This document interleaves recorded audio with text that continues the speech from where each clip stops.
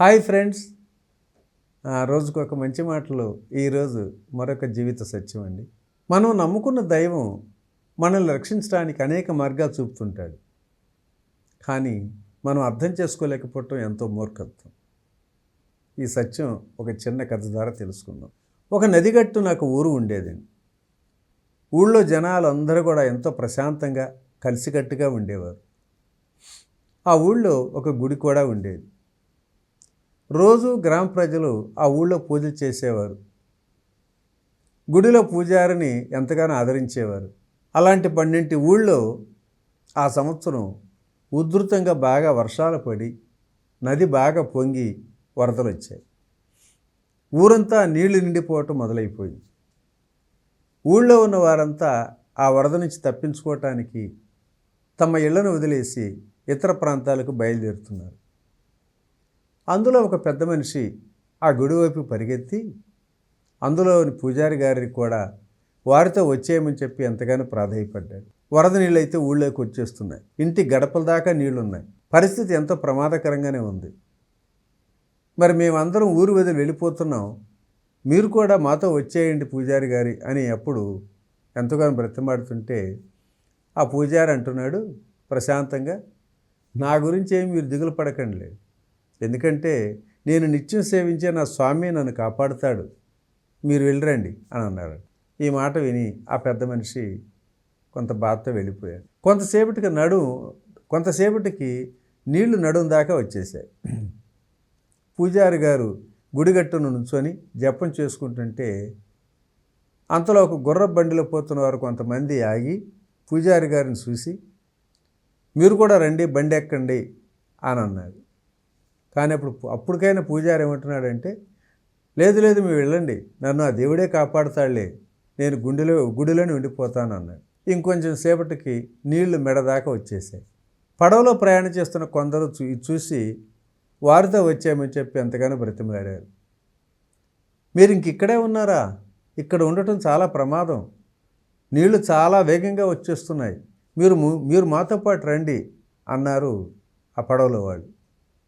కానీ వాళ్ళతో అప్పుడు పూజారి అంటున్నాడు, లేదు లేదు మీరు వెళ్ళరండి, నన్ను ఆ దేవుడే కాపాడుతాడులే అన్నాడు.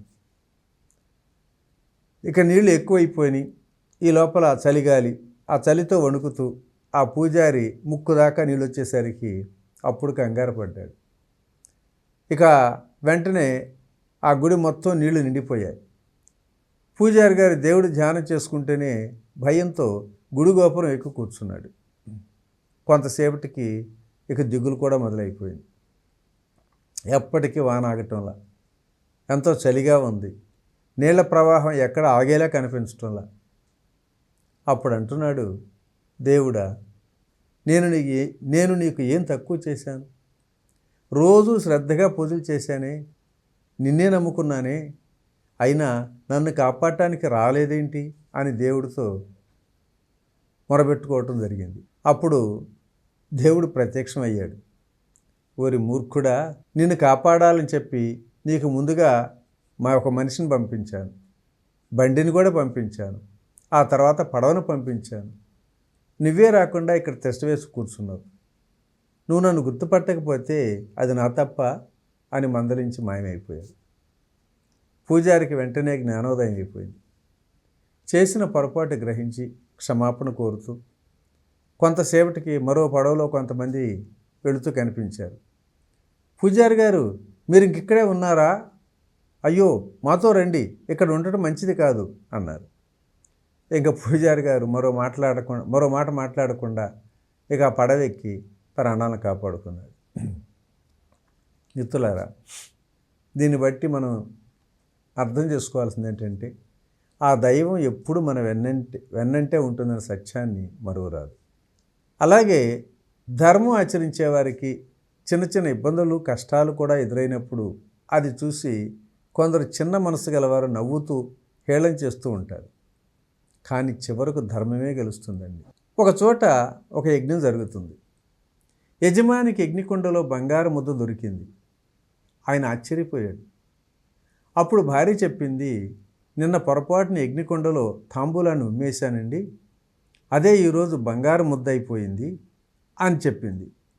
ఇంటి యజమాని ఆ మాట విని పరీక్షించేందుకు తాను కూడా అగ్నికుండలో తాంబూలాన్ని ఉమ్మేశాడు. మరుసటి రోజు మరొక ముద్ద బంగారు ముద్ద దొరికింది. ఇక ఈ వార్త ఆ నోట ఈ నోట ఊరంతా పాగిపోయింది. అంతేనండి, ఇక యజ్ఞాలు చేసే బ్రాహ్మణులంతా యజ్ఞకుండలో ఉమ్మేస్తూనే ఉన్నారు. మరుసటి రోజు బంగారు ముద్దలు పొందుతూనే ఉన్నారు. కానీ ఒక్క సోమయాజి గారు మాత్రం అలా చేయలే. యజ్ఞం పవిత్రమైనది, యజ్ఞకుండ కూడా పవిత్రమైనది. యజ్ఞం చేయటం నా ధర్మం, నా కర్తవ్యం కూడా. బంగారు ముద్దలు వచ్చినా, బ్రహ్మాండమే బద్దలైనా, ఏది ఏమైనా నేను మాత్రం ఆ యజ్ఞకుండలో ఉమ్ము వేసే ప్రసక్తే లేదు అని భీష్మించుకున్నాడు ఆయన. ఇక ఊరంతా ధనవంతులైపోతూనే ఉన్నారు, ఒక్క సోమయాజి తప్ప. ఆయన భార్యకి ఇది నచ్చలేదు. మనము ఉమ్మేద్దాం, బంగారు ముద్ద పొందేద్దాం అని నచ్చ చెబుతూనే ఉంది. సోమయాజి మాత్రం ససేమిరా వద్దు అంటూనే ఉన్నాడు.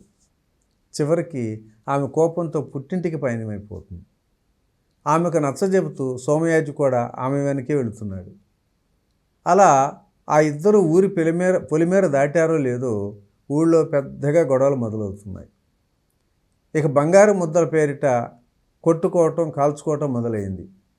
ఇళ్ళు పక్కన కాలిపోతున్నాయి, మనుషులు చచ్చిపోతూనే ఉన్నారు. కాసేపటికి మొత్తం ఊరంతా బూడిదైపోయింది.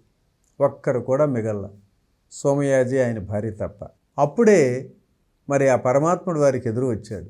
చూడయ్యా, ఇన్నాళ్ళు నువ్వు ఉన్నావని ఆ ఊరిని వదిలేశా. ఊరంతా బంగారు ముద్దల కోసం ధర్మం తప్పినా సరే నువ్వు ధర్మాన్ని పాటించావు. అందుకే నువ్వు ఊళ్ళో ఉన్నంతసేపు ఆ ఊరిని ముట్టుకోలేదు. నువ్వు ఊరు వదిలివేయగానే నా పనిని చేసి ధర్మహీనును ధ్వంసం చేశాను అన్నాడు ఆ పరమాత్మ. ధర్మం ఆచరించే వారికి చిన్న చిన్న ఇబ్బందులు, కష్టాలు ఎదురైనప్పుడు అది చూసి కొందరు చిన్న మనసు గలవారు నవ్వుతూ హేళన చేస్తూ ఉంటారు. కానీ చివరకు ధర్మమే గెలుస్తుంది మిత్రులారా. ఓకే ఫ్రెండ్స్, మరి ఈరోజు ఈ మంచి మాట ఇంతటితో ముగించుకుందాం. రేపటి రోజుని మరొక జీవిత సత్యం ద్వారా కలుసుకుందాం. Thank you. ఇట్లా మీ రామిరెడ్డి, మానస సరోవరం.